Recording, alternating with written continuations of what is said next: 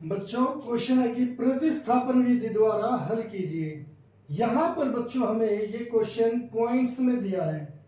यहां पर 0.2, 0.3, 1.3 ऐसे जब डेसिमल में आ जाते हैं बच्चों तो यहां पर काफी सारे बच्चे कंफ्यूज हो जाते हैं। मगर ये बहुत ही आसान क्वेश्चन है बच्चों। इसे केवल आपको यहाँ पर थोड़ा सा एक काम करना पड़ेगा, वो है इसके डेसिमल हटाने पड़ेंगे। ये डेसिमल कैसे हटेंगे बच्चों? यहां पर देखिए ये है डेसिमल के बाद केवल एक डिजिट, यहां पर भी एक, यहां पर भी एक, यहां पर भी एक, एक एक। तो बच्चों ये दोनों, अगर हम इन दोनों समीकरण को, पहले और दूसरे समीकरण को 10 से गुणा कर दे, पहले को भी दूसरे को भी 10 से गुणा कर दे, तो बच्चों यहां पर जैसे 0.2 होगा, जब वो 10 से मल्टीप्लाई होगा तो वो क्या रह जाएगा? केवल 2। ऐसे ये 3 और ये 13 हो जाएगा। तो बच्चों यहां पर हो जाएगा 2x plus 3y equal to 13। मैंने 10 से ही क्यों गुणा किया? आपने देखा है कि डेसिमल के बाद केवल एक डिजिट था। अगर एक डिजिट है तो 10, 2 है तो 100, 3 है तो 1000 से मल्टीप्लाई कर देंगे। तो अब बच्चों यहां पर ये हो जाएगा 4x प्लस 5y और ये हो जाएगा 23। अब बच्चों ये हो गया समीकरण 3 और ये हो गया समीकरण 4। हम बच्चों अब यहां पर प्रतिस्थापन विधि द्वारा हल करेंगे। उसके लिए हम इन दोनों में से 3 समीकरण और 4 में से किसी एक समीकरण को चूज करेंगे और उसमें से x या y निकालते हैं।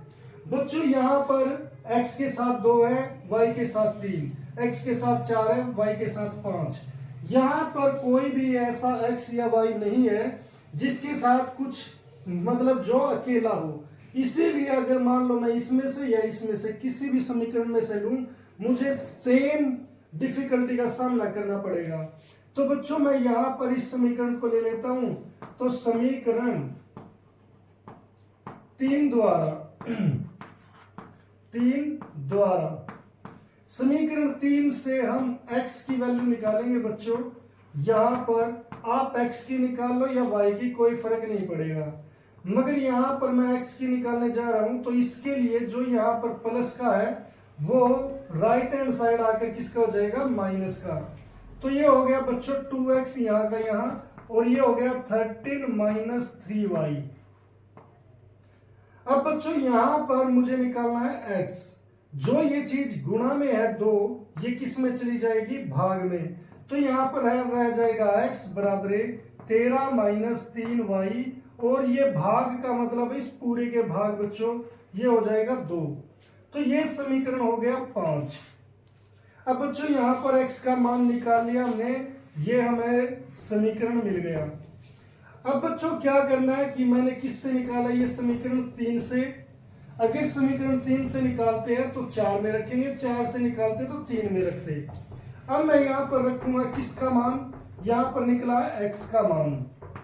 x का मान समीकरण 4 में रखने पर, 4 में रखने पर, क्योंकि मैंने 3 से निकाला है बच्चों, तो अब मैं 4 में रख दूंगा। तो यहां पर पहले आप समीकरण 4 लिखो, 4x plus 5y equal to 23। अब बच्चों यहां पर x का मान रखना है, तो 13 माइनस 3y बाय 2। इस x की जगह मैंने ये पूरी की पूरी वैल्यू रख दी, यहां पर आप देख सकते हो ब्रैकेट में, प्लस 5y इक्वल टू 23। अब बच्चों यहां पर अगर ऐसे है, ये अंश में 4 है, हर में 2 है, तो बच्चों आप 2 एकम 2, 2 दूनी 4 ऐसे कर सकते हो। अब ये 2 की गुणा आप पहले 13 से करोगे, फिर किससे करोगे? 3 से करोगे। तो ये हो जाएगा 13 दूनी 26 माइनस 2 तिया 6 y प्लस 5 y बराबर 23। यहां पर आप देख सकते हो बच्चों y की जो वैल्यू है यहां पर 6 है, इसके आगे माइनस है और 5 के आगे प्लस है। जब साइन अपोजिट होते हैं तो बच्चों चीजें संख्याएं घट जाती है।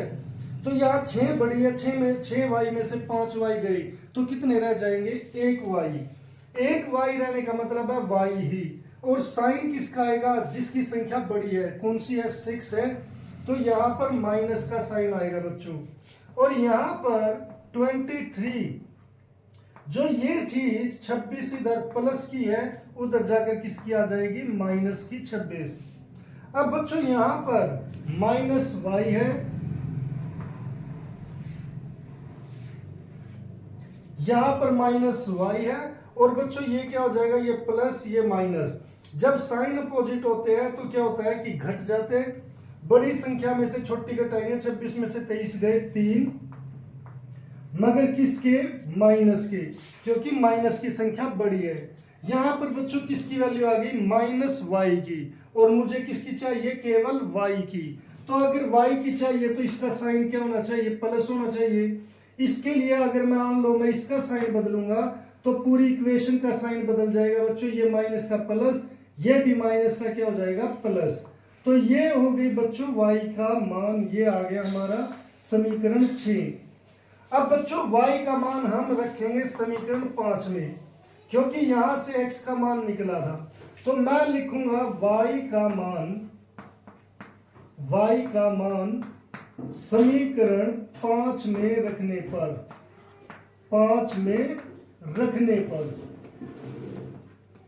अब बच्चों समीकरण 5 था मेरा, x बराबर है 13 माइनस 3y बटे 2।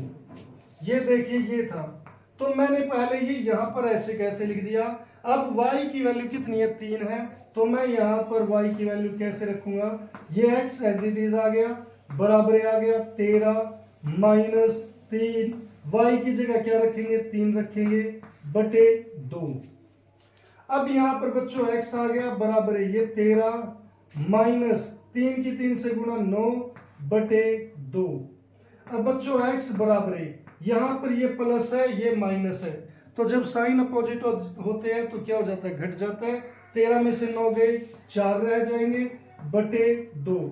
2 एकम 2, 2 दूनी 4, तो आंसर क्या आ गया बच्चों? 2। तो x की वैल्यू हमारे पास क्या आ गई? 2, और y की वैल्यू कितनी आ गई बच्चों? 3। तो इस तरीके से हम यहां पर ये डेसिमल वाला क्वेश्चन आसानी से कर सकते हैं।